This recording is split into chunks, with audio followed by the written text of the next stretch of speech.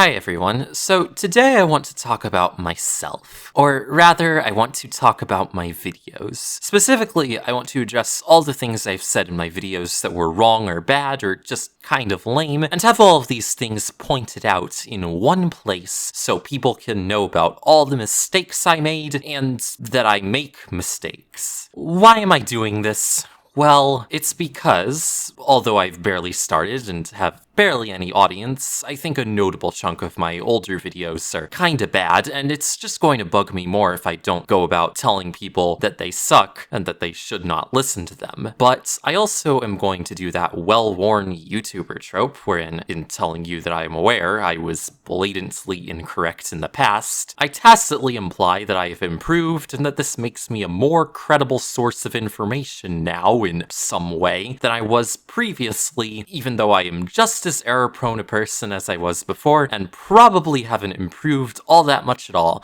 I've just gotten better at hiding my weaknesses. Is that a joke? I hope that's a joke. That seems kinda awkward if that's not a joke. So, I'll be going down my videography in order of oldest to newest. I'm not going to nitpick everything that I got wrong, or go looking for wrong things that I said. I'll just point out the biggest errors I've made and move on. I'm also going to focus on factual and rhetorical blunders and not video editing mistakes, both because the mistakes made with my words are more important, and also because I have always been the best video editor, and no one has ever disputed that. I'm also going to skip over the videos where I don't think I said anything wrong whatsoever. You can tell me I was wrong in those videos in the comments. Okay, here we go. Okay, so this video is one of the most distinctive ones I've done, visually, but it also contains some of the worst script writing I've ever done. Like, I agree with the stuff I said, broadly. My analysis wasn't wrong, it's just that it was poorly argued. I still believe that Doki Doki Literature Club is a deeper piece of art than people often give it credit for, but I also think I was massively overselling it in this video. It's not a perfect visual novel whatsoever, and there are better horror pieces than this, but it's pretty good and pretty unique, I think. I'll have to reread and reevaluate it at some point, but my reading of its themes as being a commentary on the anxieties of the millennial and zoomer generations still rings true for me, and I still think that the Madoka talk functions as an organic, emergent, alternate ending. With all of that said, here's why this video sucks. First, I spent way too long in the beginning not talking about what I thought, but pontificating about what other people thought, and I would never do such a thing now. It really wasn't necessary and only served to pad out the video with pointless bullshit. In fact, after the video chapters feature was added to YouTube, I added a notice to the video's chapter names telling people it was pointless and dumb and should be ignored. I don't know if this works, but there you go. So I made the thesis of the video, people are wrong about DDLC, and I don't like that, and I think it's dumb. I think it's especially dumb now, how at the end I try to argue over how if someone doesn't agree with me, they just need to concede that their understanding is incomplete or something. But I do think it's important to understand that you probably don't like it, not because it uses a self-aware visual novel as a framing device to tell its story, but rather that the story it told and the themes it entailed were either missed by or simply didn't resonate with you. This is wrong. I was wrong. You're not wrong if you disagree with me about this story's themes or its merits as a piece of art. Art is subjective. I was foolish to have said this. Please do not listen to this foolish past me. Since then, I've made it a rule of thumb to not respond to others, and especially to never dedicate time to telling people that they're wrong if they don't agree with me. I've found that when I do this, at least, it just takes away time and attention from my actual points, and it's better to just leave it as self-evident that I disagree with people who disagree with me by necessarily contradicting their disagreements. I'll come back to that point later. Okay, so these videos I'm going to address together since they're about the same thing at different points in time. Some of what I said in these videos holds up okay, but in the first video I way oversold Carole and Tuesday, and in the second video...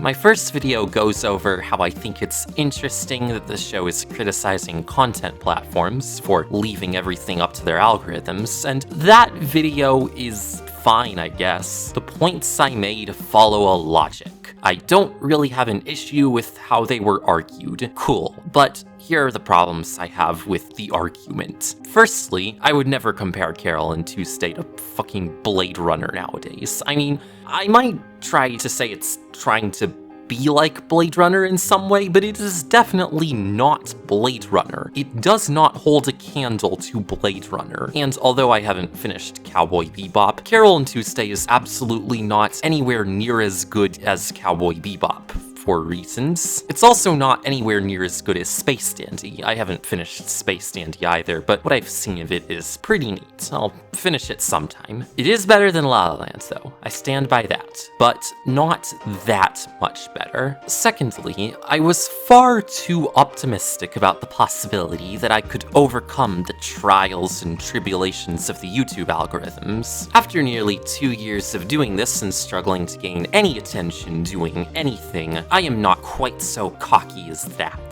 YouTube makes no sense. Anyone trying to make sense of YouTube is either speculating based on anecdotal evidence or talking completely out of their asses, and to be fair, that's really the best that can be expected, because anecdotal evidence is all we've got, other than Google lying to and or ignoring us over and over again. Very cool website, this. Third, I think my analysis was amateur and incomplete. If I had thought a bit more at any point, I would probably have arrived to the conclusion that maybe the irony of platforming a story that could be read as criticizing their business practices was not lost on Netflix, and that they had a reason for doing that thing, and it's worth interrogating why exactly they did that, and if the criticism within the show was actually any good at all. And for some reason, in the second longer video, I still did not come to this conclusion whatsoever, because I'm a dumb bitch.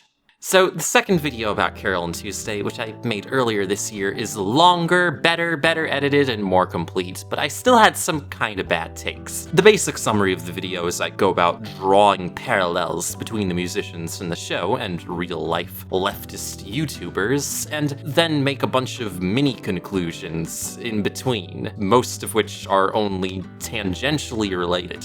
The first thing I said that I take issue with is that I pointed out that the audiences of notorious leftist YouTubers, or BreadTubers, have an unhealthy relationship with those creators, in which I included myself for some reason. They expect us to save the world. Yeah. While it's true that the most vicious parts of YouTube audiences are like bad and all of that, for some reason I did not draw the connection that maybe YouTube's structure encourages this behavior for the sake of profit, and or maybe the creators themselves could do a bit more to dispel the impression that they are the solution to everything. Both of which are things that are true, but which I just didn't think to make clear because I ran out of time to think of them. I mean, I do very offhandedly admit that YouTube is shitty and manipulative at one point. The algorithm is not using us. The algorithm is being used by the humans at Google to use us. But I don't elaborate on this point, or go over how it plays into the rest of my analysis, I just let it sit there. That was definitely a mistake. If I had to guess, I'd say I did it because I assumed that everyone kind of already knows that YouTube sucks, but I really shouldn't assume that everyone knows. This is a problem with my videos in general, actually, and one I want to work on. I too often assume that everyone shares my base assumptions as a leftist and don't put enough work into getting viewers on the same page about the thing that I'm talking about. Well, that's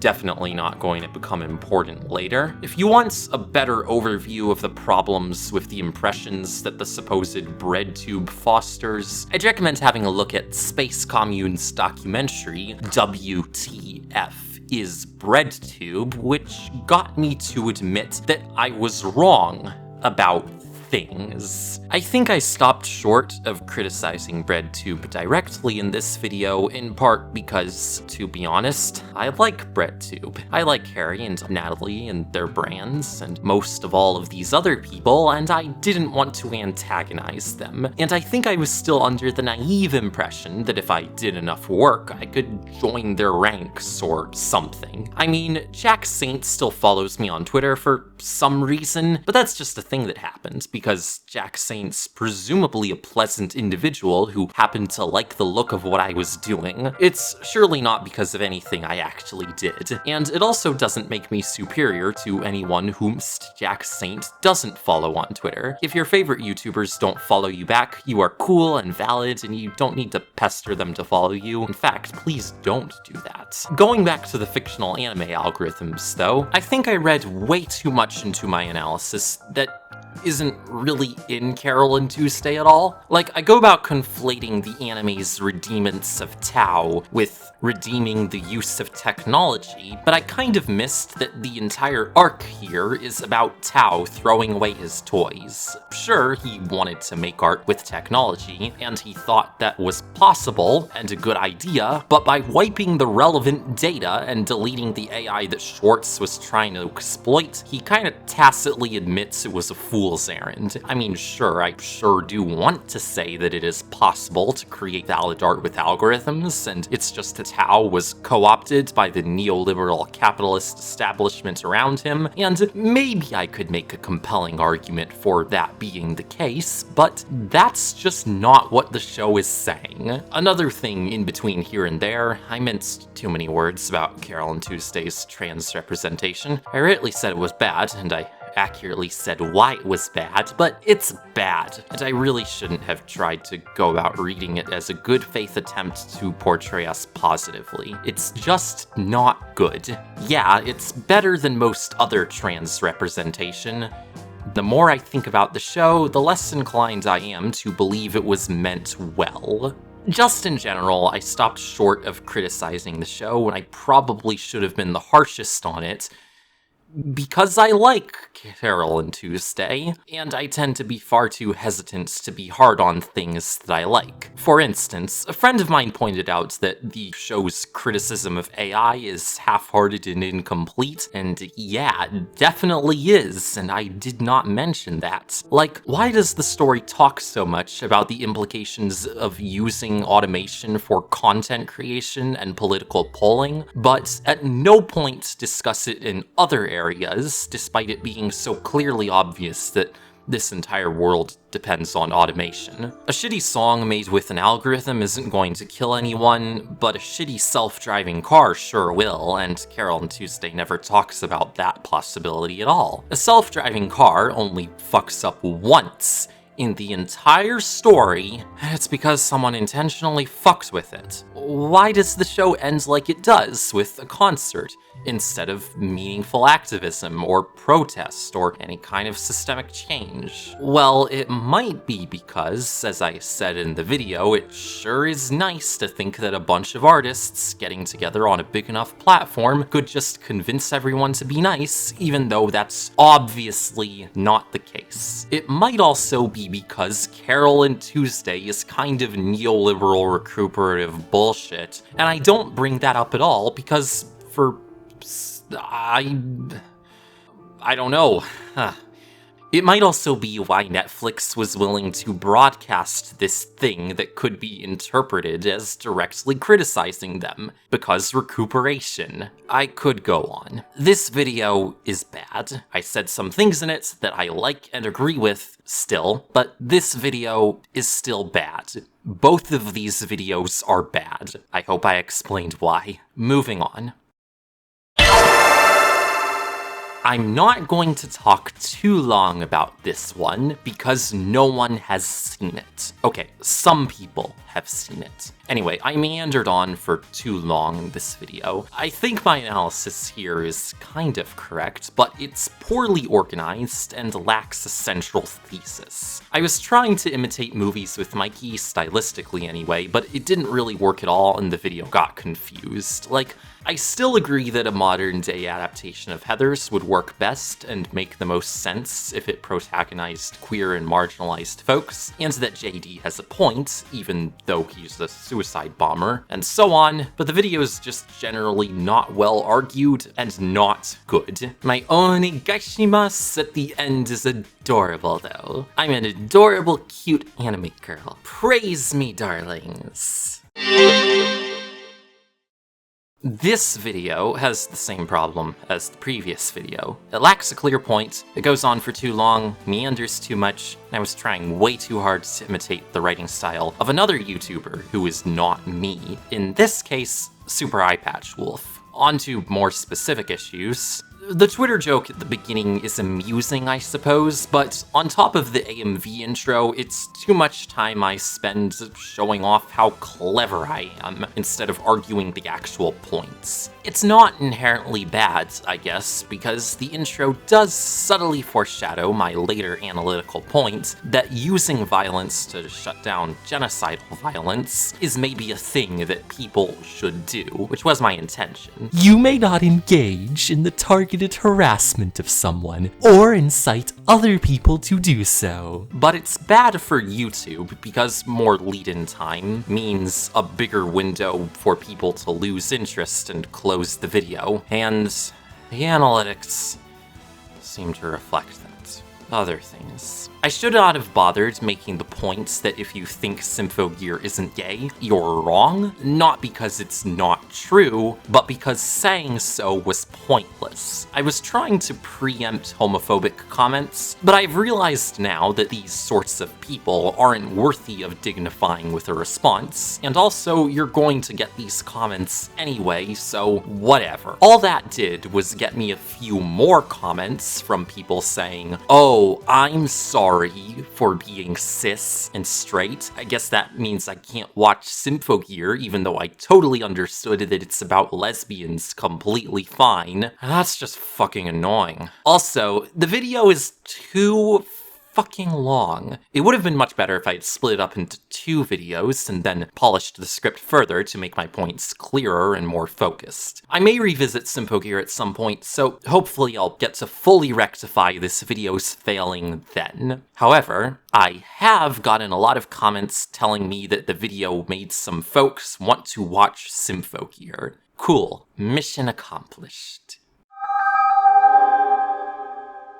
In this video, about Hollywood films that include climate change as a plot element, I talk about recuperation, and I actually did some half-decent analysis of several films that were worth paying attention to, and I think that analysis holds up. But I also think that the overall thesis and conclusion of the video is bad and unconvincing and kind of potentially harmful, which is why I've since unlisted it. I say some good things in the video, but the piece as a whole doesn't hold together. First things first. I think I should not have protagonized Greta Thunberg in this video. There are other people who are saying what she's said, who are more specialized in the area of climate science and policy than she is, and I should probably have used those people instead of playing into the ongoing neoliberal recuperation of Greta and her message. She doesn't seem to particularly like that, and I should have just not mentioned her and probably not even shown her, because she really doesn't matter to anything that I had to say anyways. Second thing, I didn't say anything especially useful. I just did the BreadTube thing that BreadTube does, saying some nice flowery words about how we gotta have hope, but offering no good ideas. That does seem to be the BreadTube binary. Either you're being unduly saccharine or just fucking depressing, and I guess the middle would be making a bunch of jokes about how we're all doomed. Seem to have settled somewhere in between those 2 extremes since releasing this video, but I've tried to stop making BreadTube videos for the most part until I have a better understanding of all the things I don't know enough about. This video's flaws are actually somewhat instructive, especially because I kind of said the quiet part of BreadTube out loud. We can tell the stories we need to hear right about now. It doesn't have to just stay on this weird BreadTube thing.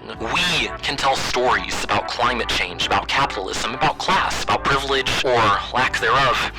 I, without even really thinking about it, said that the solution to our problems is to make YouTube videos, which, if you do think about it, is kind of the necessary inferred conclusion of a lot of BreadTube videos that offer a lot of nice, flowery words, but propose no action or meaningful solutions. And like I kinda hinted at earlier, that's just not the case. That doesn't work, and it's not going to work. I'm not saying we shouldn't make YouTube videos about leftist topics, but a lot of leftist YouTube has been way overestimating their impact and kind of buying into their own hype to a degree. BreadTube, de-radicalizing the world, or something. And yeah, no. I mean, we might be de-radicalizing, but what does that really mean exactly?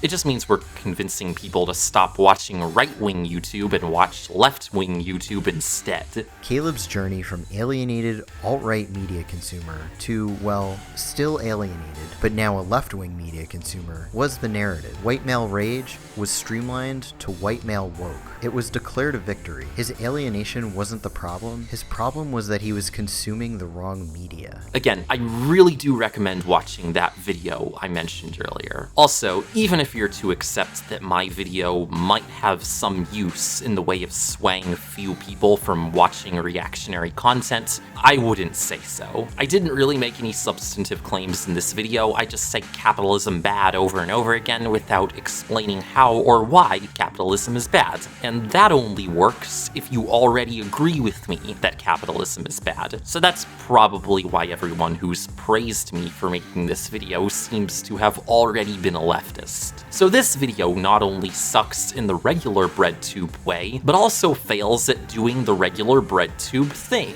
which itself is already pretty ineffectual and possibly not even desirable. Cool. However, Soylent Green is still a cool movie, and I might bring it up again if I think of a better way to argue about it. Despite the premise being, very straightforwardly, telling people why these nefarious fictional aliens exploiting the human race are like the real-life capitalists exploiting us, it doesn't linger in the real world too long, and thus, it doesn't carry the false pretensions of being anything more than a media analysis piece that my climate change films video did. Yeah, I don't have many issues with this video, except for a couple of things. First of all, I should have completely cut my use of and response to Digine's old Madoka video. I don't think I was wrong in this case, but as with the DDLC video, spending precious video time that I could use to argue my own ideas to tell other people that they're wrong is just not a good use of anyone's time or space. Shortly after uploading this, I realized that it had made the essay measurably weaker, and threw out a bunch of words I'd written for my Recreators essay, telling people they'd been wrong about Recreators. Secondly, I put the outro before the ending AMV, and as a result, everyone seemingly assumes the outro is 4 minutes long and tunes out there, and are never aware that there's a cool AMV that I edited together with my powerful AMV editing skills. I've since started putting my outros after the AMVs, but it does not seem to have changed things much. To be honest, I'm pretty certain the algorithm has been punishing me for including these AMVs, but I'm too stubborn to stop having them. So yeah, that's all to say about that. It's still a good video, it got way too many views for being only pretty good, but it's not the worst video to be my most viewed. Honestly, thank God virtually nobody watched the climate films video, because unlisting that seems to have lost me nothing algorithm-wise. Unlisting this, on the other hand, would hurt. Next wrong video.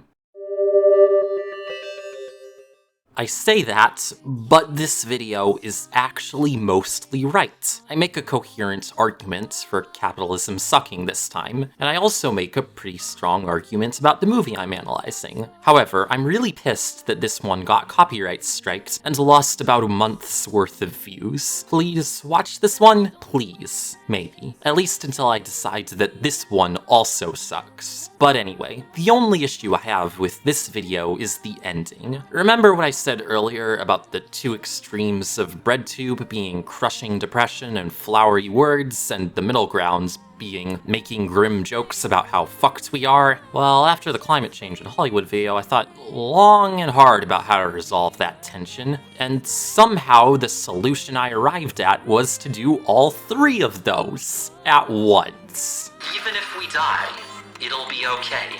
Because when we die, well, we won't know we're dead. Joyce. Stop. Why? What the fuck? I'm really annoyed that I said that. I know why I said it, though. It's because, even as I was aware that the messaging of my previous video had been problematic, I still wanted to give the story I was telling a nice, neat ending. But it wasn't appropriate. Climate change will have anything but a nice, neat ending. So, yeah. Also, it's just not really accurate factually, because it's not like climate change is going to kill all of us immediately. If nothing is done, we're going to endure a slow, painful, depressing death march towards the end of life, or at least most life, on this pitiful dirt ball. If we all want to disappear instantly and get it over with, I suppose we should all just fire our nukes at each other simultaneously. Fucking hell, Joyce. Anyway, other than that, the Promare video's good, and I'm proud of most of what I did with it, so maybe have a look.